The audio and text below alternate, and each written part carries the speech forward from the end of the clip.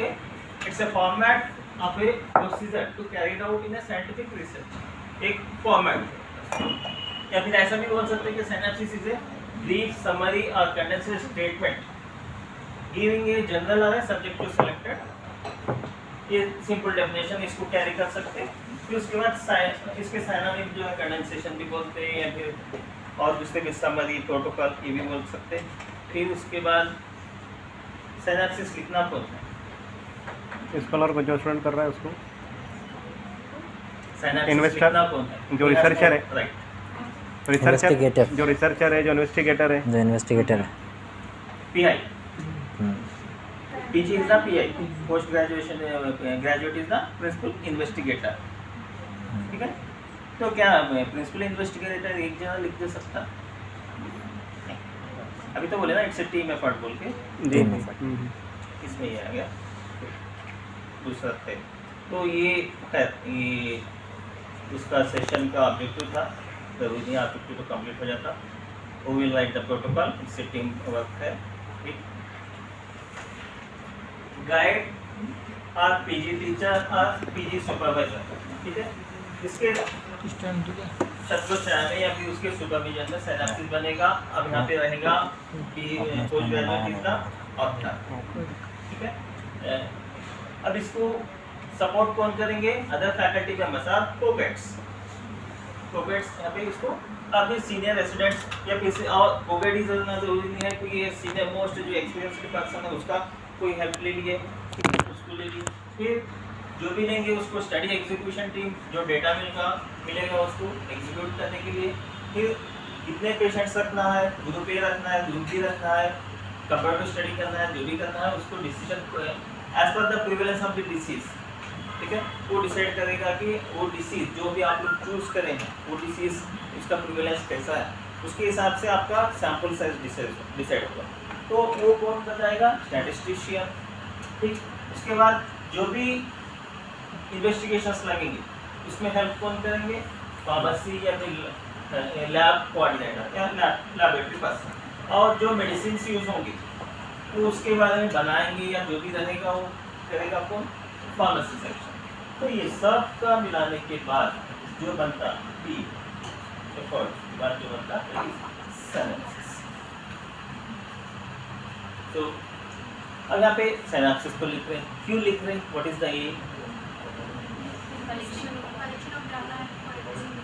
आपका एम बोलिए, सिनैप्सिस क्यों लिख रहे हैं आप?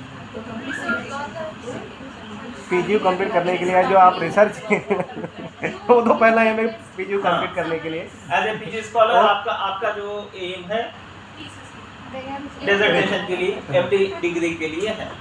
एज ए रिसर्चर अगर सोचेंगे तो उसके प्रमोशंस के लिए भी हो सकता है या फिर और कुछ फंडिंग लेने के लिए भी हो सकता। ठीक है,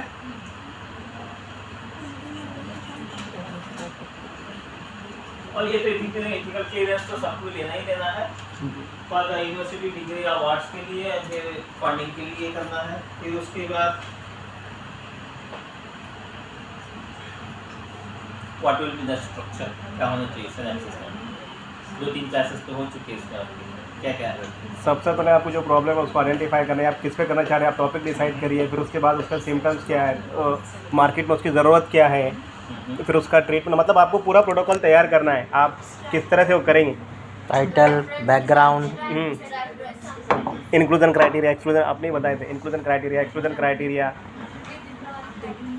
इम्पोर्टेंस सोसाइटी में क्या है।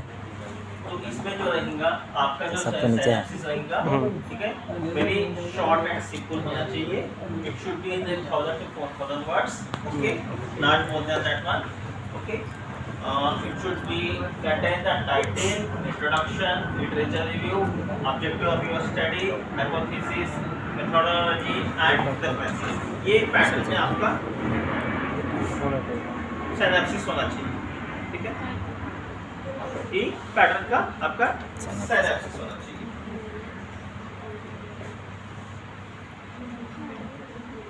देन फर्स्ट टाइटल,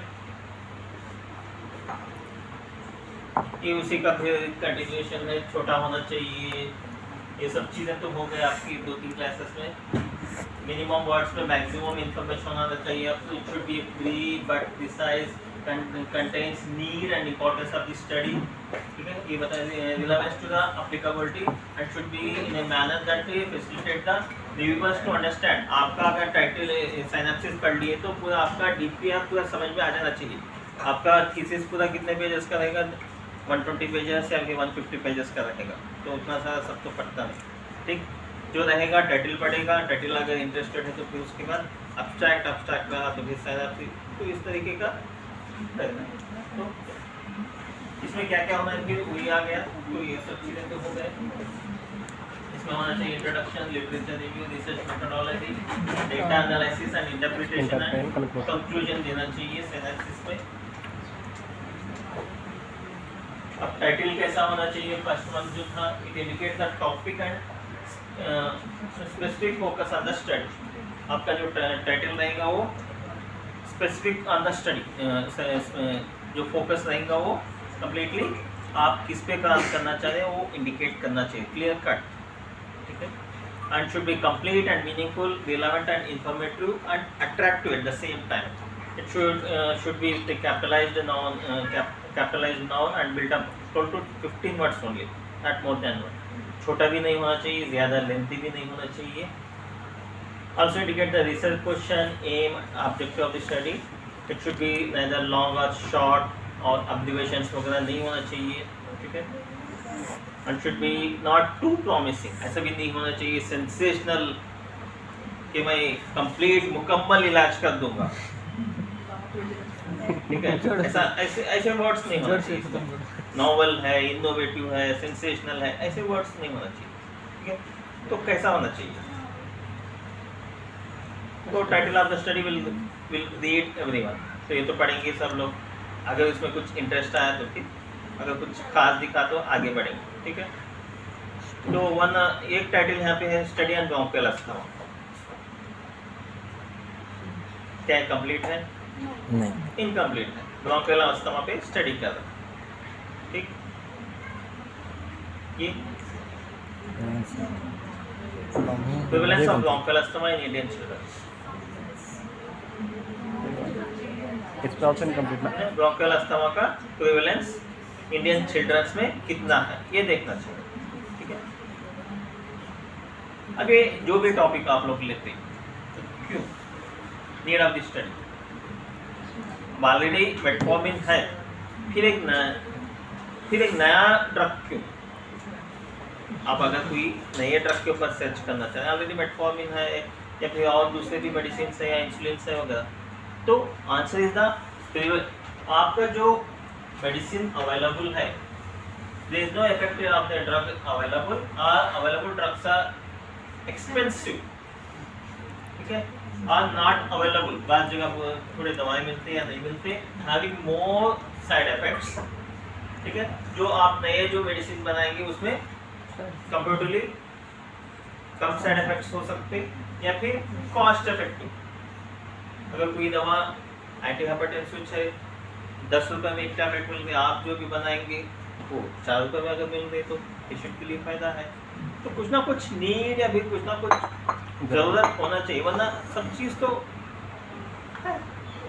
डायबिटीज़ ले लो, हाइपरटेंशन ले लो, अस्थमा ले लो या कौन सा भी डिसीज़ ले लो, हिमोराइड्स ले लो, गैस्ट्राइटिस ले लो, हर चीज़ तो दवा है.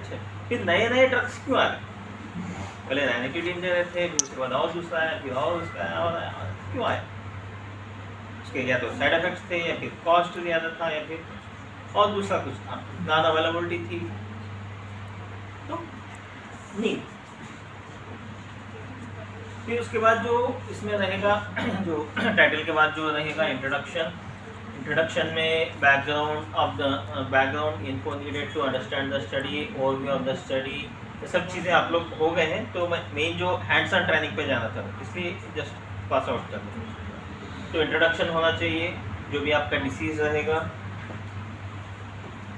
Review of literature. ठीक, इंट्रोडक्शन के बाद आप लोग रिव्यू ऑफ लिटरेचर पे लिखेंगे. रिव्यू ऑफ लिटरेचर इसलिए करना है, यहाँ पे 1-2-3 चीज़ें हैं. रिव्यू ऑफ लिटरेचर इसलिए करना है कि it improves your knowledge of your field. अगर आप लोग कोई सपोज साइनोसाइटिस पे ही काम करना चाह रहे हैं, साइनोसाइटिस के ऊपर ऑलरेडी क्या काम हो चुका है वो अगर आपको पता हो गया, ठीक है, तो आसान हो जाता कि और फर्दर उसके ऊपर कहाँ लाकुना है, कहाँ मेडिसिन अवेलेबल नहीं है, तो उसको वो जो गैप है वो फिलअप करने की आप लोग कोशिश करें। ठीक, it improves your research methodology, वो किस मेथड पे काम कर रहे थे, ठीक है, तो उसको और इम्प्रोवाइज कर सकते थे। अगर खुतूरात दे रहे थे तो वेपोराइजेशन के फॉर्म में दे सकते थे, या फिर कुछ भी है ना, इंफॉर्मेशन लेना है लिटरेचर के थ्रू, या फिर prevent the duplication of work, already काम हो चुका है उसके ऊपर, फिर आप उसके ऊपर काम करेंगे तो डुप्लीकेशन ऑफ वर्क होगा। तो for the prevention of duplication of work it has been done, या clarifies what others have found addressing the problem, same problem को दूसरे पहले भी कर चुके थे, ठीक है, उसमें उन्होंने क्या रिजल्ट पाया। तो ये लिटरेचर पढ़ने से, यहाँ पे लिटरेचर इसलिए पढ़ना है ना कि आप डुप्लीकेशन पे या कॉपी पेस्ट करने के लिए, ठीक है। कोई साइनोसाइटिस को ले लिया, फिर ऑलरेडी पहले का कोई साइनोसाइटिस का जो लिटरेचर उठा के देख लिए, लिटरेचर तो वही रहेगा, यूनानी का बदलेगा नहीं, मॉडर्न में ज़्यादा से ज़्यादा थोड़ा बहुत बदलेगा, ठीक। उसके बाद बदलेगा कहाँ पे, सिर्फ आपके मेडिसिन पे। तो ये देख ले कि क्या करेंगे, पूरा कॉपी पेस्ट करें तो क्या फायदा नहीं। तो आप लोग अपने ओन से इसको स्टडी करना।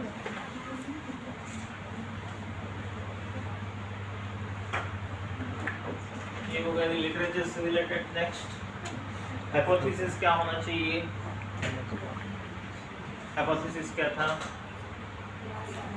प्रॉब्लम को आइडेंटिफाई करना, प्रॉब्लम हाँ। बेसिकली ये predictive that says if A is occurred then B also B occurred, यानी हबे सुगंजान अगर एंटी इन्फ्लेमेटरी है तो ये आर्थराइटिस पे काम कर सकता है, या जहाँ कहीं भी इन्फ्लेमेशन है तो वहाँ पे एंटी इन्फ्लेमेटरी पे काम कर सकता है, बोलना एक हाइपोथेसिस, एक अजम्पशन बनाना, ठीक है। तो ये यहाँ पे आएगा, ठीक है। हबे सुगंजान इफेक्टिव ना करके ये चीज़ थी। तो ऑब्जेक्टिव क्यों करना चाहिए, ये सब चीज़ें हैं इसमें। अब जो फॉर्मेट में लिखना है, ये स्मार्ट फॉर्मेट था। स्मार्ट में क्या क्या थे, SMART स्मार्ट, एस फॉर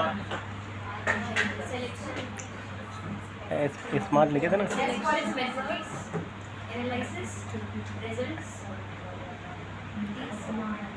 भूल गए स्मार्ट, हाँ, S for specific,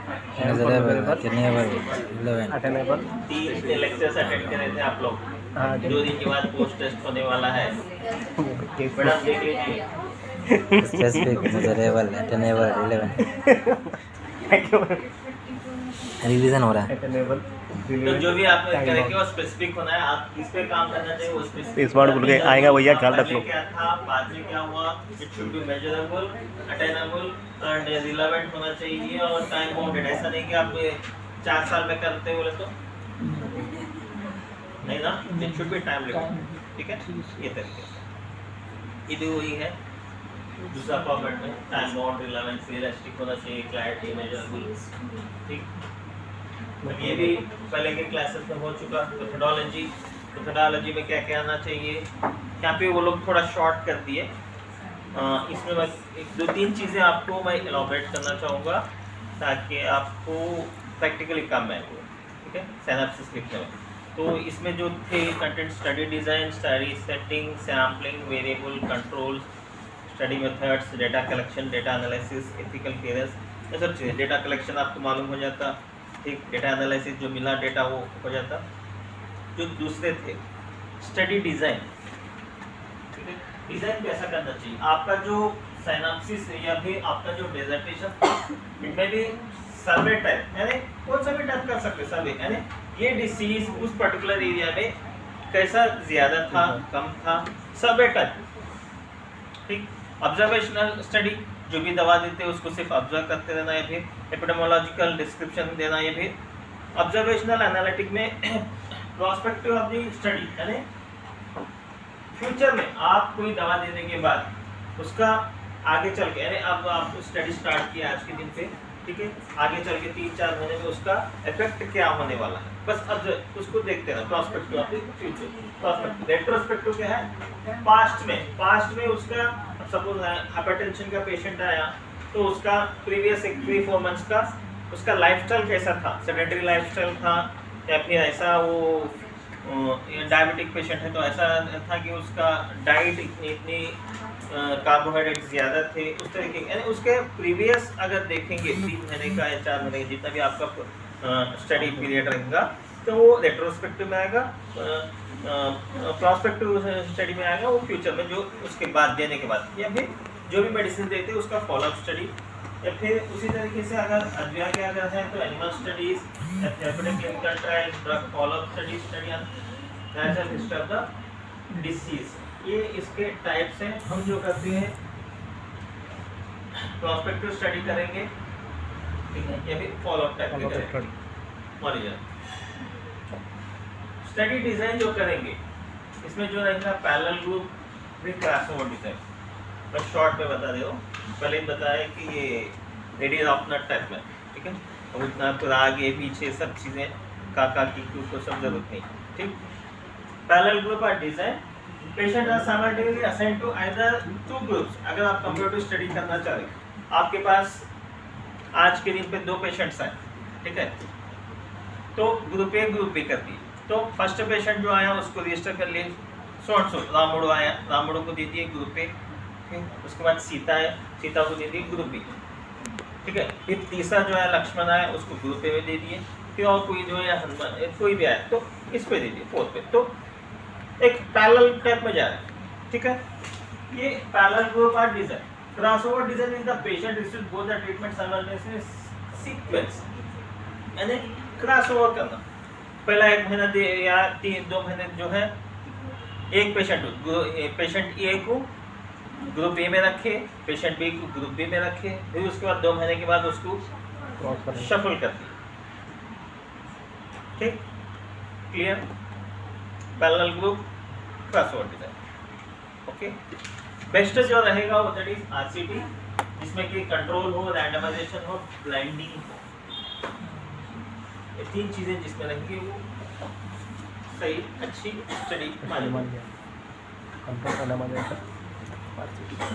parallel design, अगर आपका सैंपल साइज अगर 500 पेशेंट्स है, रैंडमाइजेशन यानी 250 पेशेंट्स से बेस्ट ट्रीटमेंट दे रहे हैं, उसके बाद उसके साथ आपका ट्रायल कर दे रहे हैं जिसमें आपको टेस्ट करना है, ठीक है।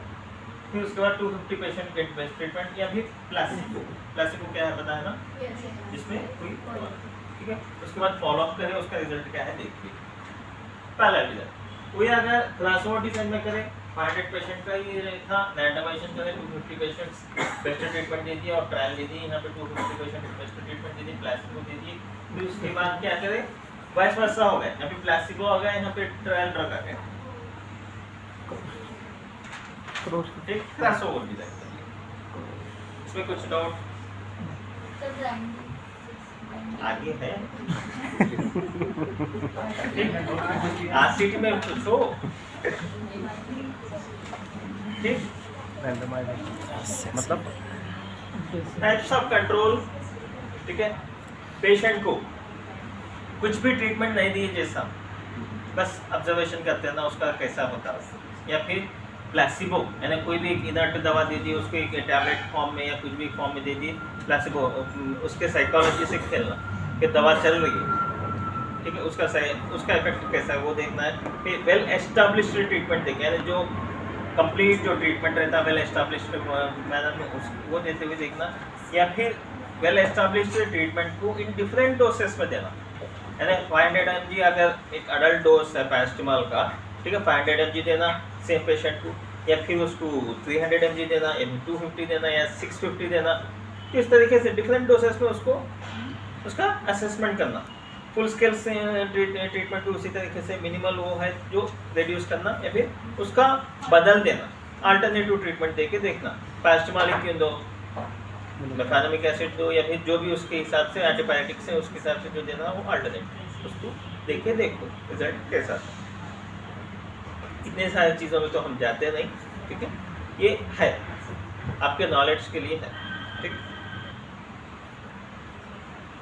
क्यों करना चाहिए, ऐसा कंट्रोल करने से क्या होता, एग्जैक्ट रिजल्ट में validity of the research, it increases the validity of the research project, they usually consist of units of same population but different in same aspect. अब एक दवा है फर्स्ट ऑफ ऑल एक टाइप ऑफ द पॉपुलेशन पे 500 is the more than enough हो जाती, वही दूसरी जगह आप जाएंगे तो सफिशिएंट नहीं होती, कम पड़ती, ठीक है, वहाँ 650 चलना पड़ता। तो उसी तरीके से controls are not necessary for all my research projects, कोई जैसा बता रहे ये ज़रूरी नहीं है सबको भी, लेकिन आपके पोस्ट टेस्ट या फिर रिसर्च मेथोडोलॉजी के एग्जाम के लिए ज़रूरी है। ओके,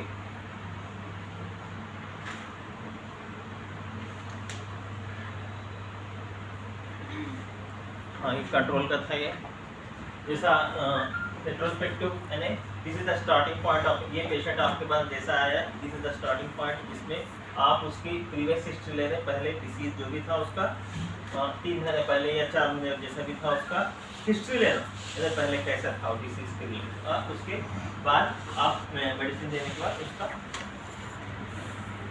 हाँ रैंडमाइजेशन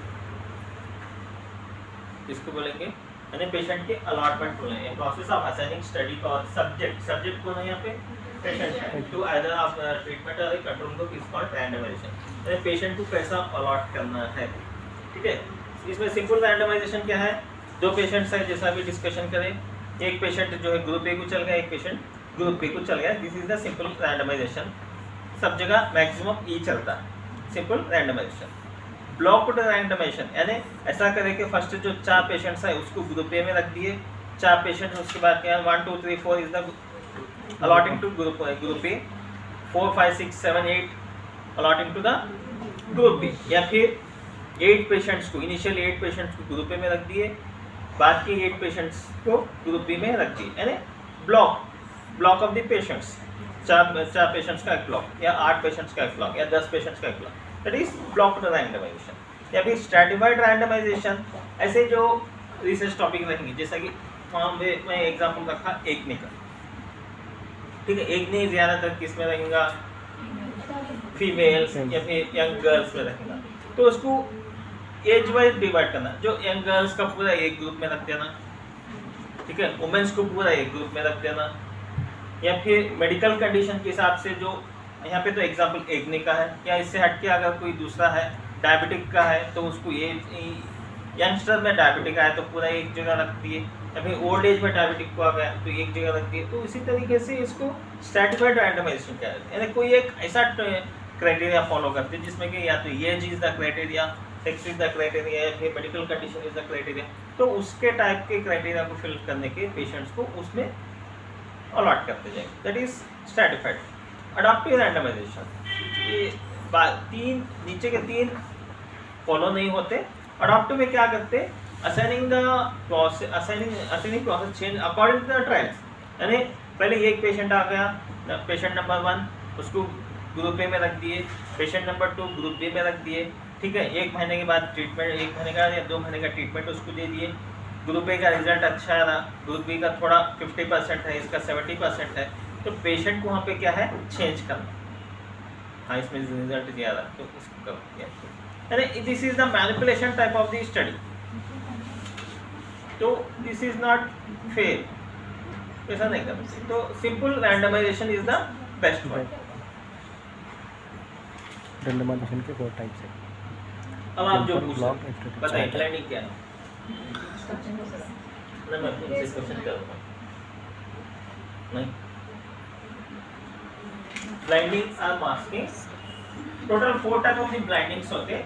ब्लाइंडिंग और मास्किंग जैसा कि ओपन ट्रायल्स और अनब्लाइंडिंग, इसमें के doctor and as well as the patient knows what he want take, doctor को भी मालूम है, जो मेडिकल ऑफिसर जो ट्रीट कर रहा है पेशेंट को, जिसके पास पेशेंट आया, दोनों को पता होता है कि क्या दवा दी जा रही है, यानी कि सपोज कोई फीवर का पेशेंट अगर आ गया तो उसको पता होता है, डॉक्टर को पता है कि इसको पैरासिटामोल देना चाहिए, और पेशेंट को भी पता है कि मैं पैरासिटामोल खा रहा हूँ, ठीक है, दोनों को मालूम हो गया, it's a open trial, no blinding is there, no masking is there, okay. Single blind study, doctor को मालूम है कि पेशेंट को पैरासिटामोल दिया जा रहा है, पेशेंट को मालूम नहीं है कि पैरासिटामोल खा रहा है, बस कुछ दवा खा रहा है जिसकी वजह से कि उसकी जो बुखार थी वो कम हो गई, clear. Third one double blinding trial, जिसमें कि डॉक्टर को भी पता नहीं है और पेशेंट को भी पता नहीं है, हॉस्पिटल वाले बोल दिए सो एंड सो पेशेंट अगर आ रहा है ये साइन एंड सिम्टम से ये दवा उसको देना है, अब वो क्या दवा है ना डॉक्टर को मालूम है ना पेशेंट को मालूम।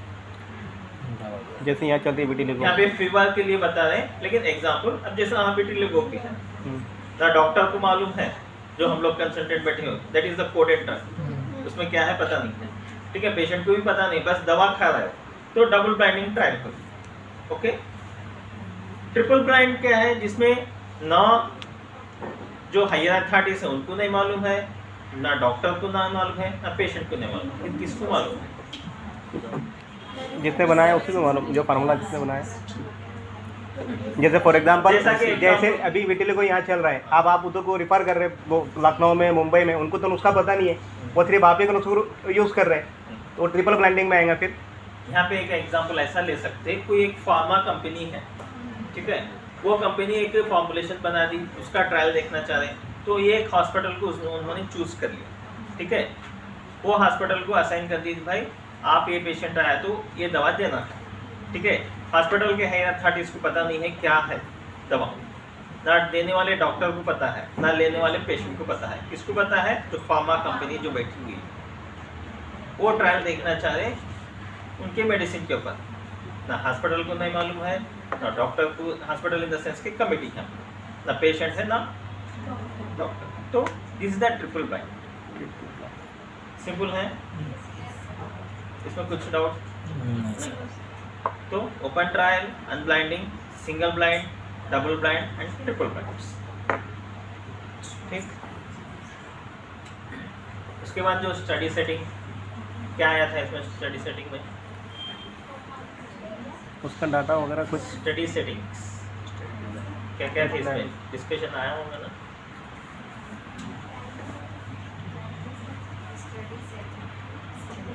Type of study, study setting जहाँ पे कि नेम एंड प्लेस में the research work is to be conducted, जहाँ पे आप काम करें, जैसा कि ये है एनआरई में ओपीडी आईपीडी जो भी है, ठीक है। ड्यूरेशन ऑफ द स्टडी, ये सब चीज़ें इससे में आते हैं। How long the research will take, sample size, how many patient को आप इंक्लूड कर रहे हैं, एक्सक्लूड कर रहे हैं, जो भी रहेगा, इंक्लूजन क्राइटेरिया क्या रहेगा, एक्सक्लूजन क्राइटेरिया क्या रहेगा, ये स्टडी सेटिंग में आता है। कहाँ पे आप काम कर रहे हैं, मतलब कहाँ पे ये रिसर्च हो रहा है, ठीक। ड्यूरेशन कितने दिन के लिए कर रहे हैं, सैंपल साइज क्या रहेगा, inclusion criteria, exclusion criteria study setting में आएगा, ठीक। एक पीछे का एक स्लाइड है, एक है ओपन ऑब्जर्वेशनल स्टडी, जिसमें कि कोई कंपैरिजन नहीं है, यानी ग्रुप ए ले लिए, ग्रुप बी ले लीजिए, जिसमें ऐसा कोई कंपैरिजन नहीं, बस एक ही ड्रग ले लिए जिसको कि उसका इफेक्ट देखना है उसके कोई भी डिसीज पे। कंट्रोल स्टडी में क्या होता है, एक स्टैंडर्ड ड्रग ले लेते हैं, प्लासिबो या फिर जो आपका जो टेस्ट करना है, ये दोनों को टेस्ट करेंगे। स्टडी मेथड में क्या क्या रहेगा, इसमें जो रिसर्चर है डेटा कलेक्शन करेगा, कैसा डेटा कलेक्शन करेगा, to the questionnaires to the patient, उसका इंटरव्यू करना, या फिर medical examination, laboratory investigation and screening procedure, ये सब चीज़ों के जरिए से स्टडी मेथड करेंगे। उसके बाद बजट, अब बजट आप लोगों के हिसाब से अगर देखा जाए तो यहाँ पे तो बजट जितना भी है अलॉट होगा, जितना अभी तो एक उसका लिमिटेशन आ गया, पहले तो लिमिटेशन नहीं था। अब दूसरी जगह जो रहता वो जो भी रहता एक्सपेंसेस, पीआई जो है खुद का बेयर करना पड़ेगा, ठीक है। तो अब यहाँ पे कैसा डिवाइड करेंगे, इतना तो पीजी स्कॉलर के लिए डिटेल नहीं रहता, लेकिन अगर रिसर्च प्रोजेक्ट है तो उसको किस तरीके से डिवाइड करना है, कंज्यूमेबल, नॉन कंज्यूमेबल, इक्विपमेंट जो खरीदे उस हेडिंग्स के नीचे देना है, ठीक। जस्टिफिकेशन देना पड़ता है इसको, रिसर्च अगर कोई प्रोजेक्ट चल रहा है किस किस हेडिंग्स पे ये लोग देना है, ठीक। रिलेटेड टू साइनॉप्सिस, अगर आपके जो पेपर में साइनॉप्सिस में जो लगेगा, name of the researcher and design, name of the researcher is so and so, PG scholar रहेगा, उसका डेजिग्नेशन, यहाँ पे डेजिग्नेशन इसलिए रखा दिया अगर आरओ के लिए भी है, वरना you are the PG scholar, name of the PG scholar, name of the name and designation of the guide and co guide, guide का एक कॉलम रहेगा, आपका जो भी गाइड रहेगा, फिर उसके बाद को गाइड का एक कॉलम रहेगा, name and designation of the head of the department, ठीक। ये सब कॉलम्स आते हैं आपके सिनैप्सिस में।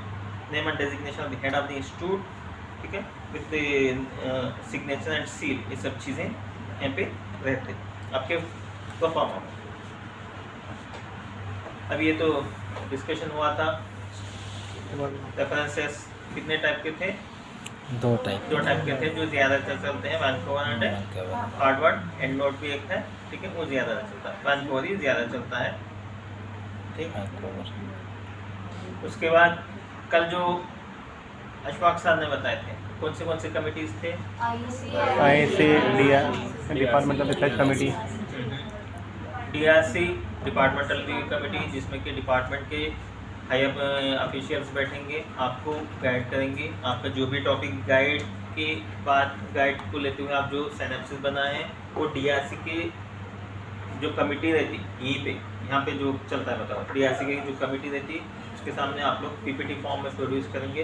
यदि मेंबर्स के पास जो है आपका हार्ड कॉपी रहेगा, उसमें जो भी सजेशंस रहेंगे वो उसमें फिर आपको एक DRC का एक रिपोर्ट आता है, उसके हिसाब से उसको आप लोग रिवाइज करके फिर जो बनाएंगे उसमें वो IEC में प्रोड्यूस करेंगे। IEC के जो कंपोजिशन रहता है वो सर ने बता दिया कल, ठीक है। मल्टी डिसिप्लिनरी करेंगे, medical, non medical, scientist, law person, common, ये कितने मेंबर्स होना है, सब चीज़ें सर ने बता दी कल।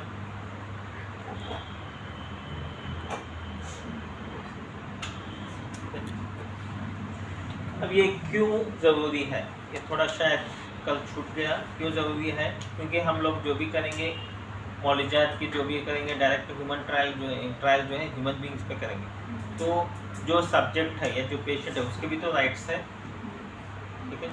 अब वो तो खैर उसकी जो इलनेस है या डिसीज़ है उसको कम करने के लिए कुछ भी दवा मिलती हुआ तो भाग के आ जाता, लेकिन उसके राइट्स है वो जानता नहीं, तो कौन प्रोटेक्ट करेंगे? IEC प्रोटेक्ट करेंगे। तो यहाँ पे जो रहेगा physical clearance apply to all the research जो भी हो, या तो प्रोजेक्ट हो या फिर आपका सिनैप्सिस हो, IEC का क्लियरेंस होना ज़रूरी है। उसका एक नंबर मिलता, उसके नंबर के रेफरेंस के बाद ही आप लोग आगे प्रोसीड हो सकते हैं, ठीक है। Protect the right of the human subject, it's important authenticity of the biomedical data generation.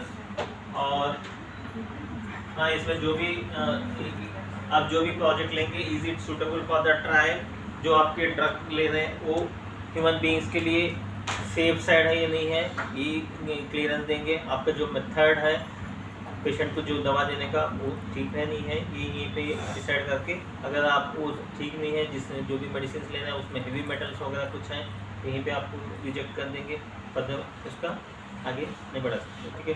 Documentation क्या क्या इसमें अटैच होना है, ये सब चीज़ें यहाँ पे देंगे, और एक IEC नंबर भी ये लोग अलॉट करेंगे, ठीक।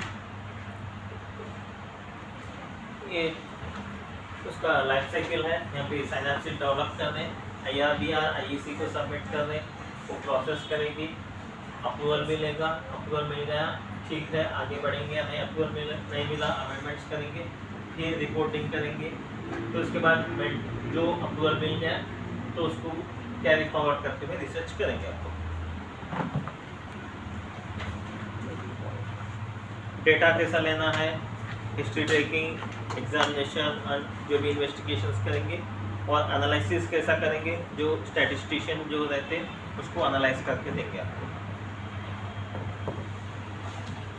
आपके सिनैप्सिस में जो पेपर्स जो लगेंगे, लिस्ट ऑफ की जो भी डेफिनेशंस रहेंगी, यानी लिटरेचर आएगा यहाँ पर, पेशेंट का क्वेरीज पूरे, case record form, CRF case sheet, temperament chart जरूरी है ये भी, ठीक है। पैथोलॉजिकल अपेंडिसेस आप किस मेथड पे काम करना चाहें, और इन्फॉर्म कंसेंट फॉर्म, पेशेंट को जो है इंफॉर्मेशन होना चाहिए और उसके ऊपर उसका साइन होना चाहिए। ये 3 लैंग्वेजेस में होना चाहिए एटलीस्ट। यहाँ पे जो जिस एरिया में जो ट्रायल चल रहा है तो उर्दू, इंग्लिश और तेलुगु, ठीक है, एटलीस्ट इस एरिया में, मतलब ये 3 चलते हैं, तो उस हिसाब से तीनों लैंग्वेजेस में प्रिंटेड मैटर होना चाहिए कि सो एंड सो डिसीज़ के ऊपर क्लिनिकल ट्रायल चल रहा है। आप जो भी रहेंगे अपने विलिंगनेस से उसमें इन्वॉल्व होना चाह रहे हैं अनटुवर्ड्स कुछ अगर रहा तो ये जो भी मैटर्स रहेंगे कंसेंट फॉर्म, तो ये सब चीज़ें उस पर तीनों लैंग्वेजेस में प्रिंटेड अटैच होना चाहिए और इसमें पेशेंट का साइन। ठीक, यहाँ तक तो जो अब तक जो चलता आ रहा है।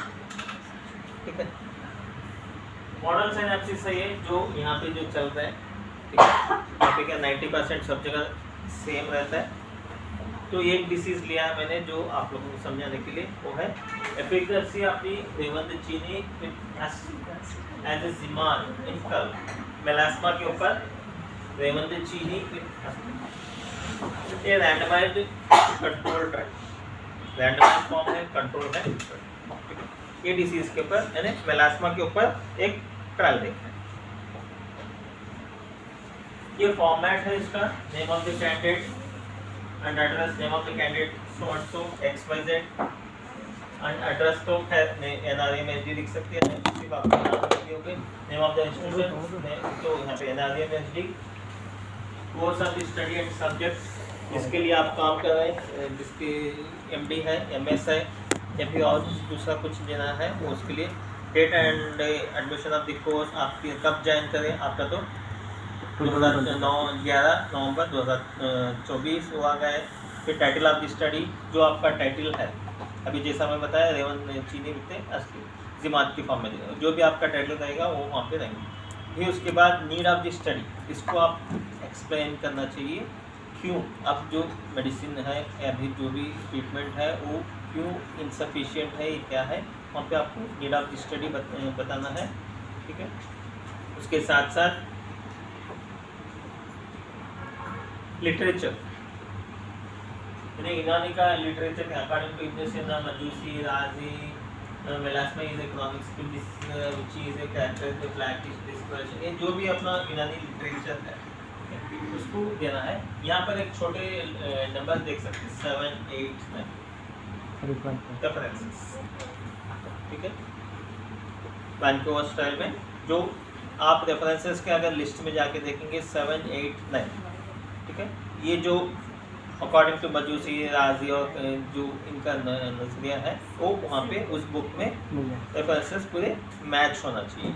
ठीक, फिर उसके बाद उसमें कौन से किल्ट का है और साइन एंड सिम्टम्स क्या थे, फिर उसके बाद मॉडर्न के हिसाब से क्या थे, फिर उसके बाद लिटरेचर अगर हो गया तो ऑब्जेक्टिव ऑफ द स्टडी क्या है आपका objective, to evaluate the efficacy of रेवंद चीनी विद अस ऑन कल मेलास्मा के ऊपर, ये आपका ऑब्जेक्टिव है।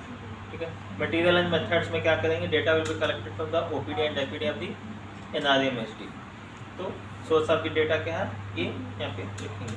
मेथड ऑफ द कलेक्शन कैसा कलेक्ट कर रहे हैं आप, ये कंप्लीट हिस्ट्री पेशेंट का ले रहे हैं, general and physical systemic examination कर रहे हैं, डर्मेटोलॉजिकल एग्जामिनेशन कर रहे हैं, मेलास्मा का साइज़ क्या है कहाँ कैसा है पूरा उसके हिसाब से देखेंगे।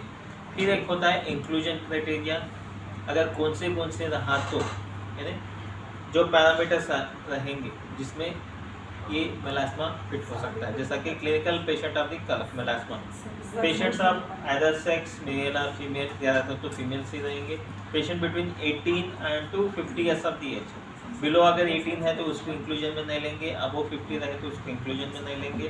ठीक, पेशेंट विद फिशपैट्रिक स्किन टाइप 3 ये मेलास्मा से रिलेटेड है, तो आपका जो भी डिसीज़ रहेगा उसके रिलेटेड है, वहाँ पे आप लोग जो भी पैरामीटर्स रहेंगे वो लिखेंगे। पेशेंट विद मैसिस स्कोर यानी ये मेलास्मा के लिए है ये, तो वो स्कोर अगर उसमें फिट हो रहा है, तो अगर उससे ज़्यादा हो जा रहा है 6, 7, 8 वो इंक्लूजन में नहीं लेंगे, तो 3 तो ठीक है। ड्यूरेशन ऑफ दी मेलास्मा अगर बहुत ही क्रॉनिक हो गया तो यानी अपना एक इंक्लूजन क्राइटेरिया फिट कर सकते हैं, तो अगर ये रहा तो मैं लूँगा, ये नहीं रहा तो नहीं लूँगा, या फिर उसके साथ मेलास्मा के साथ और कोई और दूसरे कंडीशंस भी जैसा कि डायबिटिक है या फिर कुछ भी आपके इसी इसके हिसाब से आप जो भी टॉपिक लिए तो उसको आप एक्सक्लूड करते जाएंगे। जितना आप कॉम्प्लिकेटेड रखते जाएंगे, हाइपरटेंशन को आप अगर टॉपिक ले लिया, हाइपरटेंशन का पेशेंट है उसको डायबिटीज़ भी है या फिर उसको CA भी है या फिर और कुछ भी है, कॉम्प्लिकेटेड हो जाएगा। तो यहाँ पे ही बता देंगे आप, जो यहाँ पे बताएंगे इंक्लूजन क्राइटेरिया में जो रखेंगे उसी हिसाब से आपको पेशेंट जो उसके साथ रहेगा वो आप एक्सप्लेन कर देंगे। एक्सक्लूजन क्राइटेरिया में उसी तरीके से रहेगा, patient with any systemic illness and malignancies, patient on OCP से या कोई और दूसरा मेडिकेशन जो ले रहे हैं, CA का अगर ट्रीटमेंट चल रहा है, या फिर उसी तरीके से स्किन सेंसिटिविटी, आप जो भी मेडिसिन यूज़ करें ना उसकी सेंसिटिविटी अगर होती है तो ऐसे पेशेंट्स को ले लेंगे। ये कब मालूम होगा पेशेंट को, जब हम लोग क्वेरी करेंगे कि डेटा अगर लेंगे कि आपको कुछ सेंसिटिविटी है क्या, ठीक है। तो उसी का ये severe cases of melasma MASI score अगर मोर देन 50 अगर होता है तो वो नहीं एक्सक्लूजन कर देंगे, ठीक। प्रेगनेंसी एंड लैक्टेटिंग वुमेन्स ऐसे जगह मॉडर्न वाले भी नहीं देते, रुचि नहीं करेंगे। तो this is the inclusion criteria and exclusion criteria according to your disease you have to.